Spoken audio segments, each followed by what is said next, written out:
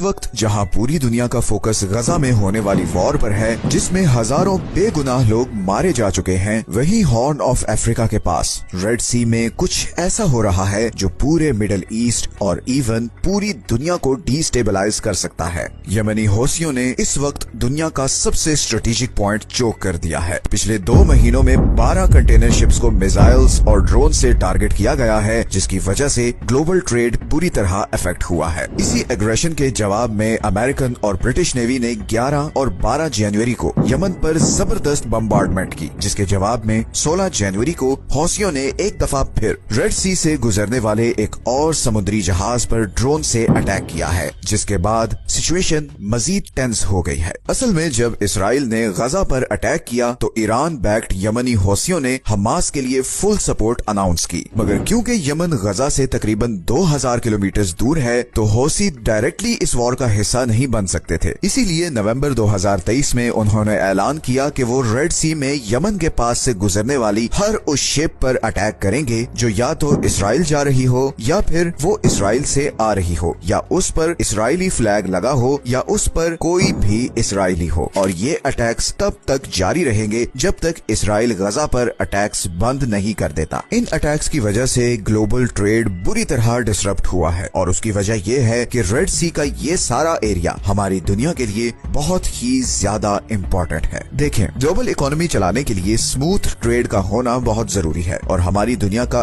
80% trade समुद्रों के जरिए होता है, और इन्हीं समुद्रों में से एक ये रेड सी है, जो 21वीं सदी का सबसे हॉट और डेंजरस जियोपॉलिटिकल एरिया है, क्योंकि यहाँ पे 2 चोक पॉइंट्स हैं। एक ये इजिप्ट के पास सुएज कैनाल है, और दूसरा ये यमन के पास बाब अल मंदेब स्ट्रेट है। 28 किलोमीटर की ये पतली सी जगह जहाँ पर मिडिल ईस्ट और एशिया से आने वाले समुद्री जहाज इंडियन ओशन को क्रॉस करते हुए रेड सी में एंटर होते हैं, और फिर सुएज कैनाल को क्रॉस करके मेडिटेरेनियन सी में निकल जाते हैं, और वहाँ से फिर वो यूरोप और अमेरिका तक पहुँचते हैं। तो बेसिकली एशिया और मिडिल ईस्ट को यूरोप से कनेक्ट करने का ये सबसे शॉर्टेस्ट रूट है। पूरी दुनिया की 10% ऑयल और 6% नेचुरल गैस की सप्लाई इसी 28 किलोमीटर के चोक पॉइंट से गुजरती है, और ये सारी गैस और ऑयल इधर पर्शियन गल्फ कंट्री से स्ट्रेट ऑफ हॉर्मोज क्रॉस करके आती है। 2022 के स्टैटिस्टिक्स के मुताबिक पूरे यूरोप की 20% ऑयल इंपोर्ट और 24% गैस इंपोर्ट इसी बाब अल मंदेब स्ट्रेट से गुजरती है। और सिर्फ ऑयल और गैस ही नहीं, बल्कि एशिया और यूरोप का सारा ट्रेड भी इसी रास्ते से कनेक्टेड है। चाइना की 30% मैन्युफैक्चरिंग एक्सपोर्ट्स इसी बाब अल मंदेब स्ट्रेट से होते हुए यूरोप और नॉर्थ अमेरिका को जाती है। तो अगर ये रूट किसी भी वजह से ब्लॉक हो जाए तो ग्लोबल इकोनॉमी कोलैप्स कर सकती है, क्योंकि इसका ऑल्टरनेट सिर्फ एक और रूट है, और वो है पूरे अफ्रीकन कॉन्टिनेंट को क्रॉस करके। सुएज कैनाल के बनाने से पहले कंटेनर शिप्स यही रूट यूज करती थी, मगर ये रूट सुएज कैनाल वाले रूट से 7400 किलोमीटर लंबा है, जिसकी वजह से एक्स्ट्रा फ्यूल कॉस्ट आती है, और इसीलिए यमनी हौसियों के अटैक के बाद इन शिपिंग कंपनीज को मिलियंस ऑफ डॉलर्स का नुकसान हो रहा है। अभी तक हौसियों ने यहाँ पर मिसाइल्स और ड्रोन से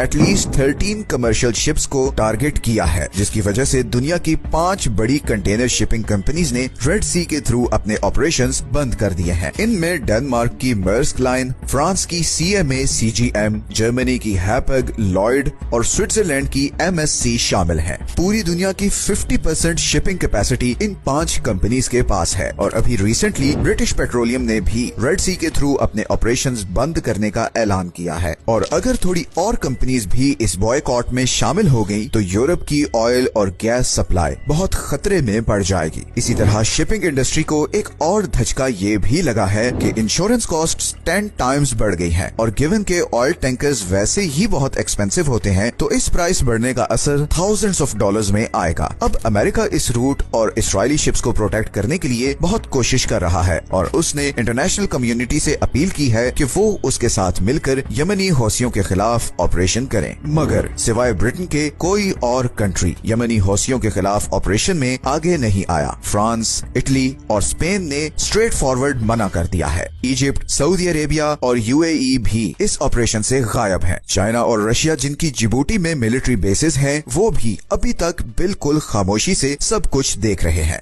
असल में पॉलिटिकल डिफरेंसेस तो एक तरफ, मगर इस न्यूट्रलिटी की एक और बहुत बड़ी वजह भी है, और वो है हौसी ड्रोन्स को रोकने की हाई कॉस्ट। वेस्टर्न नेवी के वेपन्स इतने महंगे हैं कि उनसे ये छोटे छोटे ड्रोन्स गिराना लिटरली वर्थ इट ही नहीं। मैं आपको एग्जांपल से समझाता हूँ। अभी रिसेंटली फ्रांस ने यमन का शाद ड्रोन गिराने के लिए Aster 15 surface to air missile use किया है। अब इस फ्रेश मिसाइल की कॉस्ट $1 मिलियन है, जबकि यमनी ड्रोन की कॉस्ट सिर्फ $20,000 है। मतलब $1 मिलियन का मिसाइल मार के $20,000 का ड्रोन तबाह करना किसी भी तरह से जस्टिफाइड नहीं। लेकिन दूसरी तरफ अगर ये शिप्स तबाह होती हैं तो वो भी मिलियंस ऑफ डॉलर्स का नुकसान है। तो हौसियों के लिए विन विन सिचुएशन है। इसी तरह हौसीज के पास दो और भी बहुत जबरदस्त हथियार हैं। एक तो 1400 किलोमीटर की रेंज वाले बैलिस्टिक मिसाइल्स जो जमीन में इस रेंज के अंदर हर चीज को टारगेट कर सकते हैं, और दूसरा 40 से 800 किलोमीटर की रेंज वाले एंटी शिप क्रूज मिसाइल्स जो किसी भी शिप को बहुत ही